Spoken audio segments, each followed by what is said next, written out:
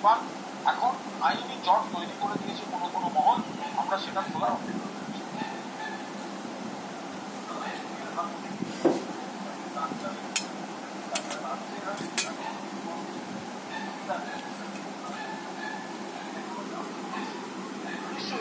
রাজ্যের হাতে তো দীর্ঘদিন ধরে জয়েন্ট চলেছে, সাকসেসফুলি চলেছে, কোথাও তো কোনো সমস্যা ছিল না।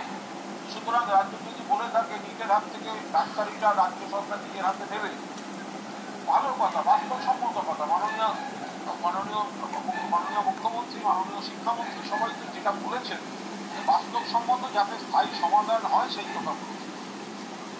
আজকে লাঞ্চে আমি একটা অনুরোধ করি, মাছ, রাজ্যপালকে সর্ষে দিয়ে ভাত, দই পটল, এটা দই পটল, এটা আলু বরবটি পেঁয়াজ দিয়ে ভাজা, লাউ ডাল, মাছটা হয়েছে সর্ষে জিরে রসুন দিয়ে ভাত, আর ডিম আছে। আর এখানে একটু ঢ্যাঁড়স ছিল, সেটা করে দেওয়া হয়েছে, সর্ষে দিয়ে ঢ্যাঁড়স, আলু পেঁয়াজ সর্ষে দিয়ে ঢ্যাঁড়স।